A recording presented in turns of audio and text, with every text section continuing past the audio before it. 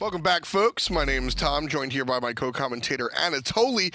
We're going to continue our North American relegations today, and we're going to finish them today. So right now we're up to our fourth match of the day. Noble takes on Enemy. I think this one's going to be a little bit more even than the last one we just watched. I think when you look at In Memory of Gabe, they're kind of ahead or a different tier than the rest of the teams here. Definitely a lot more experience in Memory of Gabe. Looking at the standings really quickly, it seems that 2 out of the 3 SPL teams, with the exception of Neil Ma, formerly Envious, has been able to defend their spots so far, winning their matches. Memory of Gabe upsetting, not really upsetting, I'd say, Neil Ma based on the rosters, whereas Astral Authority and Cope is still the problem, struggling without a win. Yeah, I think things are pretty much as predictable as they could be at the moment. Gabe on top and some of the questionable teams down there at the bottom. Enemy and Noble, though, these guys are tied for, well, first, but I think they're in the second tier of teams. And as I said, these guys are really, really evenly matched. Right now, Enemy's playing with MrMakey over there in the solo lane, which I think a number of people have sort of identified as the guy to attack if you're going to really try to leverage this, which for Noble on the other side, I mean, they have an entire roster of interesting choices. Uzzy is going to be going head-to-head against him. And that's going to be an interesting matchup in the solo, because we actually saw MrMakey in the previous game where he actually kind of got soloed earlier on, and it's been a little bit of a downtime since he's played competitively, you know, switching, taking a little bit of a break, wanting to clear his head, and now coming back into the qualifications for the SPL. Yeah, he said some interesting things on Twitter, so we'll definitely keep an eye on MrMakey and how he's going to be doing on Enemy. Right now, predictable bans. Thoth and Giannis, the mid laner's gone. A little bit too strong. Sylvanas push, and Nike just being Nike. She won't be there either. So Enemy with the first pick as they head up against Noble. Where do you think they're going to go? I think they're going to try to prioritize something for Verizial, honestly. Okay. Some kind of global pressure god. Ratatoskr, Thor, Thanatos is up. It's going to be actually the Ymir here. Really surprising to see it being locked in at this early phase, because I don't really foresee Noble wanting to go for this. Looking at elchapoo, looking at Uzzy, I don't expect them to necessarily want to take that off the table. Yeah, when it comes down to it, I think Ymir is playable by Wubbn, but really the Thanatos is what I was expecting early on. Enemy's Verizial, so it's actually really interesting. So a lot of the players that are here in Relegations have had the pockets Thanatos, but haven't really been able to play it because of, well, public perception or meta, depending on how you feel about that situation. But Verizial has been a Thanatos player for a long time, so he's really, really strong in it. Noble snatched that away ASAP because Chapo also a strong Thanatos player. I like the combination that Noble has for themselves between Chapo and MLC Stealth. Stealth always likes to do his own thing. He plays the Zeus. He does the damage. You know, whether or not he does 15,000 or more damage than the other player mid, he's going to be able to set people up in that execute threshold. And immediately to respond, Enemy, they're going to take a safe mid laner in the new one, recognizing that Chapo is going to be aggressive the whole time around. Exactly, and Gab will be helping out Chapo do so. Loving the way that Wubbn has been playing. I think coming into this day of relegation, all eyes are on Chapo. He's the biggest name in console Smite, shifting over to PC,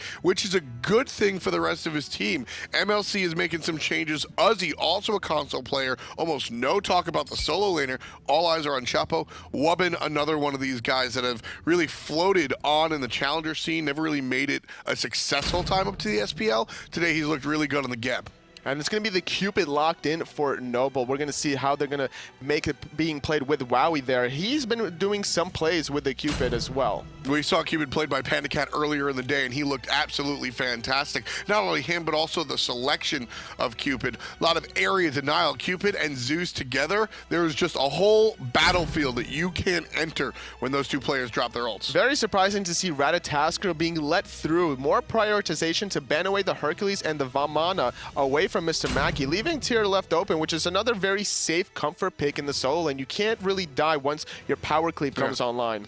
Tier does require some execution. Maybe not in lane, but when he translates over into the team fight situation, a missed Fearless can be as bad as a missed Chain from Ares, so definitely want to keep an eye on the enemy solo laner and see what Noble's able to do about it. Uzzy's going to be playing on that Sun Wukong, one of the set it and forget it type solo laners. It's definitely going to be an interesting matchup for Uzzy. I don't foresee him actually being able to get a solo kill on MrMakey, unless there's going to be some sort of tower diving shenanigans. You never really know how the laning phase is going to pan out, but it's going to be PainDeViande PainDeViande playing this Ymir in the Guardian position, and knowing Pain, he really likes to be up in the front line, and with those walls, that's a great idea to really try to shut down the composition out of Noble. Stealth and Chapo, especially Wowy as well, since he has a dash, is not going to be able to really get through that. Yeah, PainDeViande, absolutely one of the more aggressive support players here, where Wubbn on the other side going to be playing the defensive style, so we'll keep an eye on the pulse. We'll keep a finger on the pulse, excuse me, and see how the game is going to go. And speaking of the pulse, tempo, tempo, tempo. Looking at these compositions, I am expecting high-octane, often fights with Verizial on the Rat and Chapo on the God of Death. Everybody is going to really want to fight often. Wow, he's going to spot out the proxy wave between PainDeViande and PandaCat, easily able to clear this wave with Izanami having the boomerangs coming back and forth. Verizial, though, going to get some poke onto stealth, but going to take more in return. So enemies so far with a nice little comfortable lead, because they're going to immediately invade this red buff and continue to proxy. Yeah, the proxy attempt here that we see out of these teams has been really strong. Killing the wave before it even passes the tower and then able to go into the jungle. We've seen, this is the second time we've seen this. Yesterday we saw it from a team, and today we're taking a look at it here. How do you stop this? Honestly, you just have to bring over 3 people at level 1. It's odds that can actually find a kill early on, and then maybe pick up a relic such as any curse or something like that to limit their mobility, trying to shut them down, and find an early kill and punish them for their transgressions. So if you've already committed to your start with your support either in the middle lane, which seems to be one of the more popular starts of the game, or even over there on the right side, you're just kind of boned. You can't do anything. There's no defense there. If you're going to lose stuff on the left, you might as well grab stuff on the right, and that's exactly what we're seeing here, because El Chapo is picking up the speed. He still has his own speed up top once ever he does make that rotation, so sacrificing his own red and purple to be able to deny also MrMakey the blue as well as Verizial on the red. But either way, Verizial expected that, so he picks up his own red. PandaCat here on this Izanami. Now, PandaCat's a character that we've seen have very strong personal picks. His Artemis is out of this world. His Cupid's very, very strong. But when it comes down to some of the other gods in the god selection pool, I'm trying to say he's got a small god pool, totally. How do you feel about his Izanami? I haven't really seen it in competitive play, but I really like the strategy that they've already used with the Izanami just to proxy farm, and that's going to allow him to get this 1 level advantage over Wowy, despite having that solo farm without his Guardian there. The fact that he's not getting gold or experience from the red or the purple buff is going to slow him down. Mackey's in trouble. He gets hit by the silence. 1 Death Scythe should do it, and Chapo slams it down for the first blood of the contest. Noble leading already. Just because Wowy is behind, that doesn't mean that there's no advantages for Noble on the other side. MrMakey struggling against Uzzy as a result. He hasn't had the gold or the experience from the speed or the blue, and he's constantly getting pushed under the tower. And if you look at the net worth between these 2 solo laners already, about a 300 gold disparity between Uzzy and MrMakey.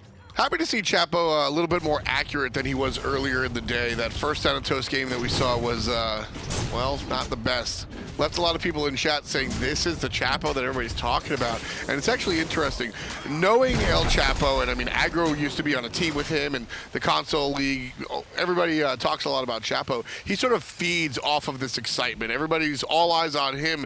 He's not the type of guy to get nervous. It should be exciting watching him perform with that sort of energy. Absolutely. Whenever he was here in the hi-rez studios at the LAN, during the console LAN actually, he was very vocal, making so many loud calls, and whenever a great play happened, you could just tell the emotion, and that's what he brings to the table. He brings the emotion and the hype to make sure that everyone else on his team is feeling the same kind of passion that he is. It's very interesting across the way, as Enemy is one of the more stoic teams, I would say. PandaCat gets very excited and can be an excitable guy, but in general kind of just stays hyper-focused along with the rest of the squad. Pain, Khaos, Verizial, all 3 of these guys are very strong, and when they're making plays, they're not really getting loud. And it's not necessarily a bad thing. They're more internal than they are external. They know when it's time to make the calls and make the hype plays. More often than not, Chapo will always make the hype calls and the plays, because every play for him is going to be hype. Well, and just like this, Season 3 enemies back to Season 4, they like to go for these early Gold Furies. You know, it's so interesting as the Gold Fury goes down for free, 4 minutes in, an enemy already leading by just shy of 1,000 gold. I was talking to some people before, and one of the hallmarks of enemy play for Season 3 the successful part of Season 3 for Enemy is these janky objective calls out of nowhere, which you got to give credit to PainDeViande.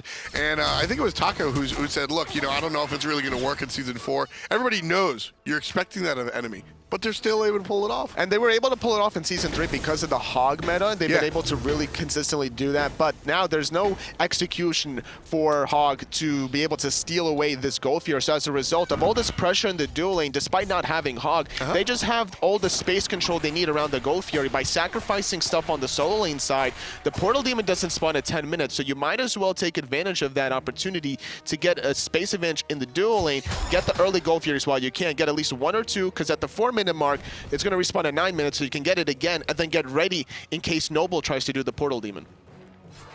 Enemy objective-minded as always, leading by, there's the proper 1,000 gold after the objective, so. All right, 965, thanks. But close enough. 1 kill on the board, and it's Chapo's. Noble the only one to be able to get off to a good start. Like, we came into this one, and I said, tempo, tempo. I expected this to be high action all the time with Verizial on the Rat and Chapo on the Thanatos, and that's just not the case. No, not at this point. MrMakey has just been struggling a little bit as a result. Uzzy's getting the better end of it. And this is something that Chapo really needs to do a little bit more of. Because he's Thanatos, he needs to be able to get this early lead. Look for the early plays whenever he can. And with the result of Makey being behind, before he gets the physical defense, it wouldn't be a bad opportunity for him to just lean on MrMakey a little bit further. Deny these speed buffs from Verizial, making sure that he's not in a position to get off any good ultimates. And then, therefore, PandaCat is going to have to make some plays against Wowy. PainDeViande in the middle might be in some trouble. Wubbn decides to full commit. There's the ultimate MLC stealth on top, and down comes the execute. Not good enough, but the Death Scythe will secure it. Ratatoskr goes to the sky. Here comes Makey. Fearless completely off the mark, and he's gonna get punished. MLC gets a good gem shield. Shouts to Wubbn, and Khaos trying to find some safety. Landing back down, Uzzy's gonna find the kill. Not much mana's gonna get stunned right back. Oh, he has enough mana with the axe, but the rotation from PandaCat finding the ultimate. One more hit, not gonna find Wubbn in return. Overall, though, that was a 2-for-1. Yeah, that was a very interesting play coming out from Noble. MrMakey had the potential. The ultimate over the top was right exactly where it needed to be. Good slows, but the Fearless unfortunately not there. That's what we mentioned that earlier. In lane, it's kind of a brainless situation, but once you translate into these team fights, you have to land those abilities on tier. Yet again, Chapo doing a great job denying the speed buff from Verizial and now leaning more on MrMakey. Able to cover the way for Uzzy, who has just died. His teleport was available, but it's always a good opportunity to kind of save that as the Gold Fury is about to respawn in the next minute and 40 seconds. So that's going to be the next objective mind for Enemy. If they can create a little bit more space around this dual lane, deny another purple, look for more wards in the deep end, they can safely get that next second Gold Fury. Cupid, with that finished Transcendence, you're really going to start to see giant heart bombs come out from Wowy relatively soon. Little Chapo already like a race car, just moving really fast. What do you reckon he's building into in that second item? For Wowy? I'm sorry, for Thanatos. It's such an interesting It's going to be the Heartseeker. The As he just finishes that up. It's a great item to go for, especially for a physical god such as Thanatos. Currently, every successful basic attack gives you 1 stack. It's still very interesting as Wowy's in trouble. Wowy's in a lot of trouble. Khaos gets the kill with the ultimate off of the assist from Verizial, and him and his teammates will go ahead and push the issue further by grabbing up the purple buff. But here's an actually interesting point. Thanatos players usually go directly for the cooldown because you want to have that execute on as short a cooldown as possible. But Chapo actually goes directly for the power. He really wants to hurt these players. The thing about the Heartseeker that's so good is it gives you also the movement speed, which synergizes so well with Thanatos. Once he pops that too, he's going to get that steroid boost as well as from the Heartseeker. And on top of this, once he does find those 5 stacks, that Death Scythe is going to hurt so much. PainDeViande trades a freeze for an ultimate. Here's rotation out of MLC Stealth. Ultimate down on both Pain and Panda. This could be an issue, but Verizial comes out of nowhere, taking out the mid lane. PandaCat with the credit. Khaos gets credit for Chapo as well. An Enemy with a surprise rotation to the duo lane completely dissuades Noble. with force. The gank into the counter gank, Yeah. and this is what's the problem with Zeus in general. If you come from the side or from behind and you're expecting to make an offensive play that's being called off, which is exactly what happened with Noble there, it's not going to work out for him to get out of dodge. So that was an easy pickoff. Great stun to prevent Uzzy. Second Gold Fury going to enemy. And that one, like you said, great stun, great wall. PainDeViande really on his game here tonight. PandaCat as well, leading in the farm category. Net worth, look at that. PandaCat is 400 gold above the solo laner.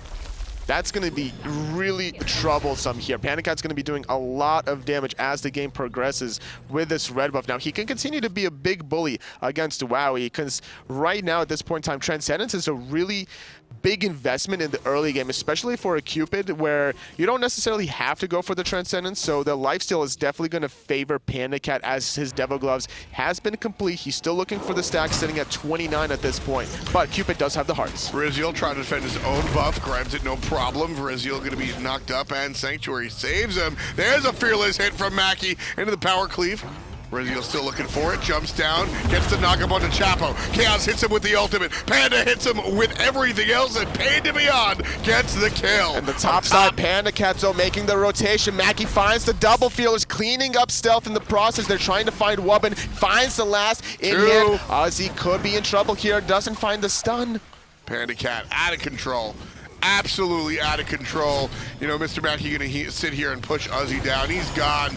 Should have gotten out of there a while ago, bucko, but Khaos gets another kill for him. 3-1 and 3 for the mid laner. And again, I want to look at PandaCat here. 4 kills in total, 2 assists, and not a single death Anatoly. You know, I said before we got into this game, or before the day started, I said PandaCat is going to go off. Enemy had some issues, and I think a lot of them all surrounded the fact that PandaCat left the team for a while, almost a full split last season, and a lot of players on this team made adjustments. So even when he came back, you don't just put the seatbelt on and take the seatbelt off. There's a lot of different small adaptations that I think the offseason really helped. PandaCat is definitely the all-star, I would say, out of enemy, and a lot of Season 3 plays has been as a result of that. They've been catering their strategies towards making sure that both Khaos and PandaCat was in a good, comfortable lead in the mid to late game. Really good play by Noble right there. They go ahead and get the surprise objective, putting on their enemy cosplay, and taking down the Portal Demon. It's not going to tie the game up, still trailing by about 3,000, but having that option is really strong. I was surprised that enemy actually didn't go for the Portal Demon. They found a 4-for-0 around the Fire Giant, and that was about the 10.5 to 11.5 minute mark or so. Instead of going for the Portal Demon, they went straight for the Tier 1 tower on the right-hand side. And actually, you get more gold from getting the Portal Demon than a Tier 1 tower. And when it comes down to it, honestly, if there's a team that's going to try a 13-minute Fire Giant, it's going to be enemy. They're also going to try the Tier 2 Siege. Sky comes Chapo, not going to find the target, but MrMakey's still in trouble. Tanking the tower, tanking the Thanatos, and Uzzy tanking the entire team successfully. But PainDeViande, you can't go there. Nabs him with the freeze. That'll be enough opening for enemy to grab the Tier 1, 500 gold in the pocket. First pick, Ymir paying off dividends, shutting down Uzzy from escaping behind the Tier 1 tower. They find the Tier 1 now enemy. They're going to continue onto the Tier 2. PandaCat's going to regroup here. He's trying to find the damage off stealth. Should be able to hold this on left-hand side. Chapo looking for the flank. PainDeViande is very low. And Chapo gets frozen. Still can possibly go for the chase. Option said to look at PandaCat. Too many players here. Needs to find the kill. Doesn't trust his support. Gets the Gem Shield. Oh, had Chapo continued the fight, coulda, shoulda, woulda. He's not done that. He's so fast. Look at that speed buff. The Heartseeker as well. He's able to catch up so easily. And with his passive, he sees just how low PandaCat actually is. He sees exactly where he's positioned. Nice Geb Shield to prevent the freeze from PainDeViande. But now he's going to have to sacrifice his life to make sure PandaCat gets out of dodge. Yeah, Chapo's able to pick up that kill, his third of the game. Viriziel picks up MLC Stealth almost as a bonus. Right over there, nice little trade coming out as Noble and enemy both get one for their coffers.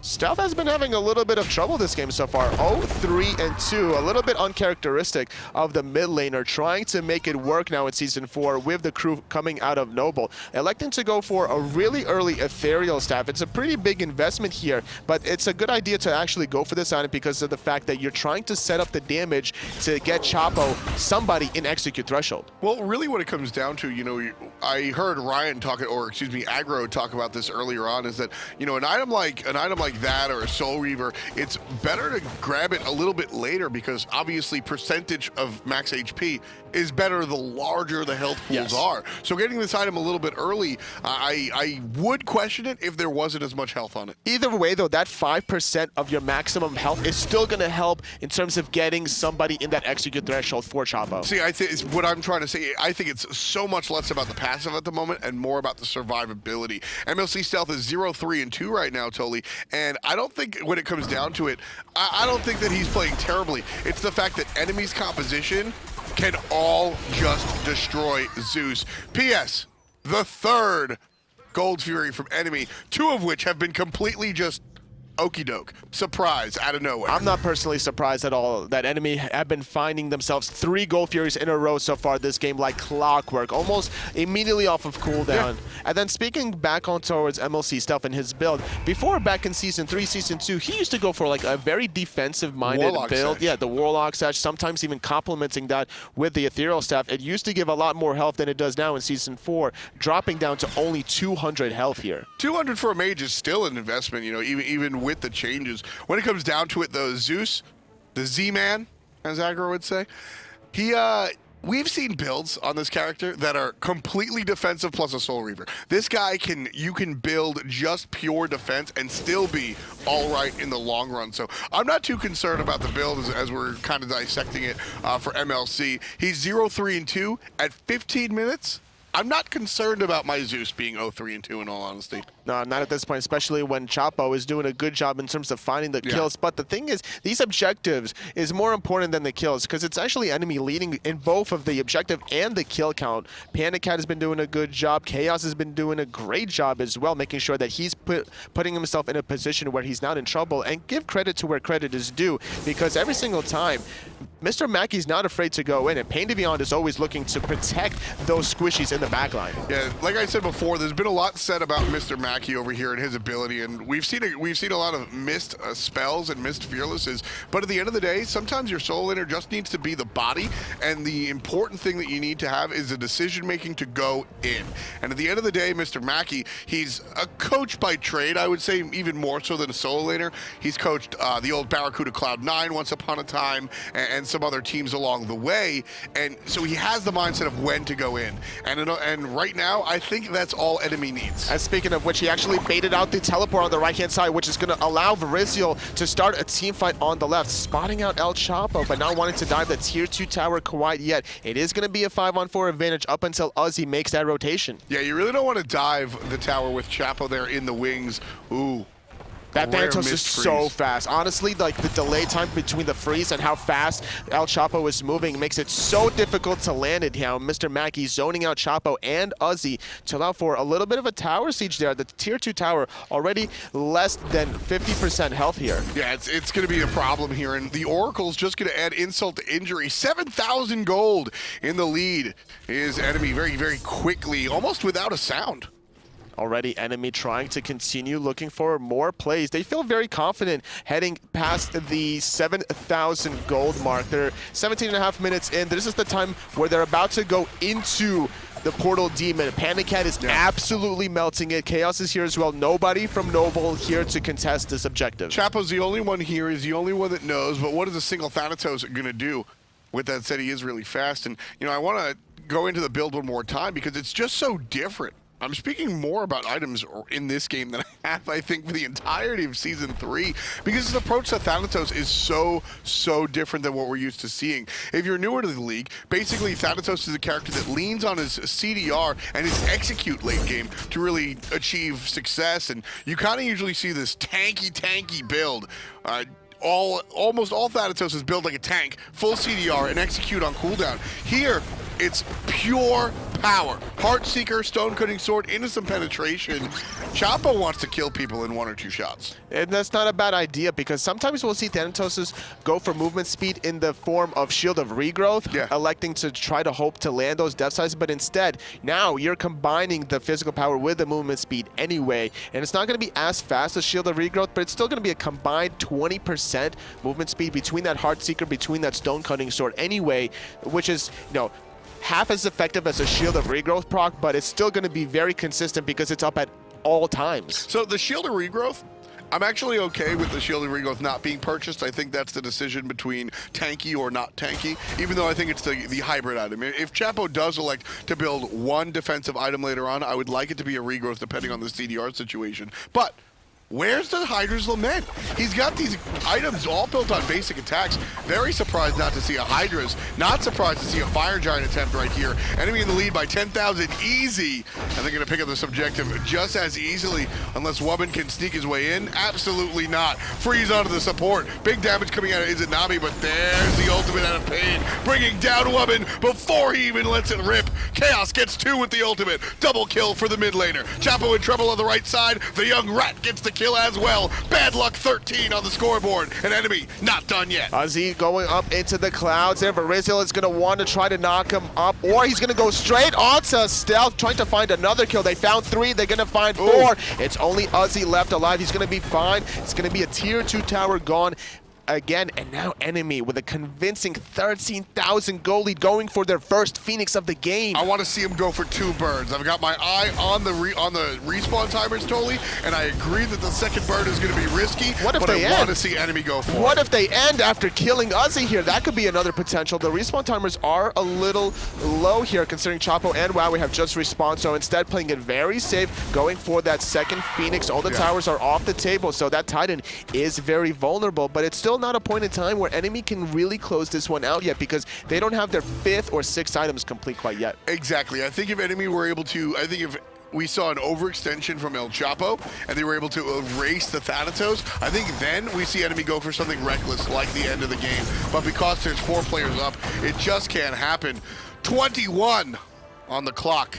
15-4, read the kills, and 16,284 gold is the exact amount that enemy has above their opposition. Noble, who I think is one of the better teams here, and they're looking like a Challenger Cup That's team. quite a challenge for Noble to come back in this game, honestly. They're probably more than likely thinking about what went wrong this game, how can we improve it for the rest of the day, because this is their second game of the day. They already won their earlier game against Astral Authority, and that was a pretty good win, considering the fact that that team has a lot of synergy, considering how long they've been playing together. So overall, being down 1-1, is still a good position for them moving forward. There's a lot of question marks in our relegation process here. I think you can look at Astral Authority and know exactly what you're getting, because those guys have been playing together for a long, long time. Fine, okay, by the way. Watch him all day. He is going to have some stellar performances, even without the W's in the win, even without the numbers in the win column. But you know what you're getting out of Astral Authority. You know what you're getting out of In Memory of Gabe. I think there are a lot of question marks around this Noble squad. How are the console boys going to perform here, and how is Wubbn going to mix with MLC Stealth? And enemy, what enemy are we going to get? A lot of times it feels like you shake the magic enemy ball and you just get a random answer. Enemy here looks more like the enemy from last year. Mackie, no fear, blinking onto Stealth, getting him out of the team fight, and that's a great idea, because now the Zeus can't ultimate to defend that left side Phoenix. Wubbn's in trouble, already falling. 1 down. Before that was Chapo, 2 down. Left side Phoenix down as well. All 3 Phoenixes are exposed. Lawbringer over the tap, gonna force out the beats from both Wowy and Stealth. That Titan is gonna continue to fall, but not before Stealth falls first. And there's 3 players dead. I think that 4. The Titan goes down. And honestly, for that last sequence, Tully, you got to give credit to MrMakey himself. Yes. Actually, absolutely made the play. Wait, what? They're not ending. Hello? There we go.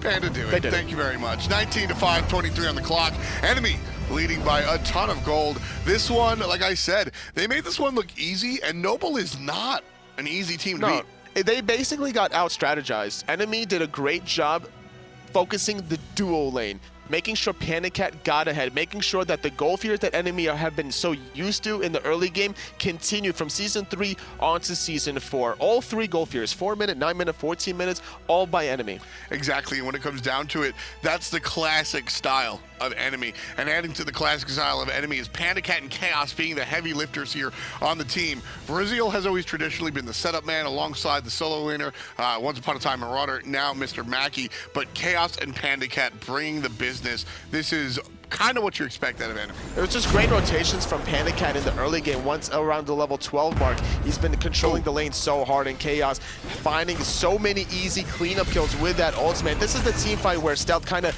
came in very ambitiously, thinking that it was going to go in his team's favor, and without that escape, got punished for it. Yeah, that was a great counter gank coming out from the guys on enemy, and like I said, we saw Khaos right there, and we'll take a look at some PandaCat plays as well. He winds up really making this Izanami choice work. And just the rotations overall. He finds Stealth, he finds a Wubbn in the process.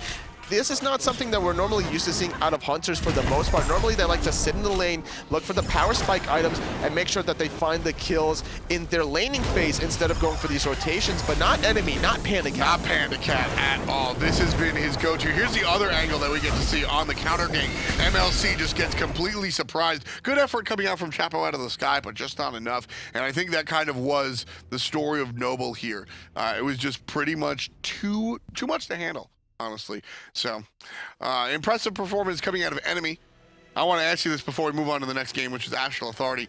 Do we have the old enemy back? Too soon to know, or not at all? Too soon to know, but I'm liking the start. Great way to get a second win under their belt moving forward the rest of the day.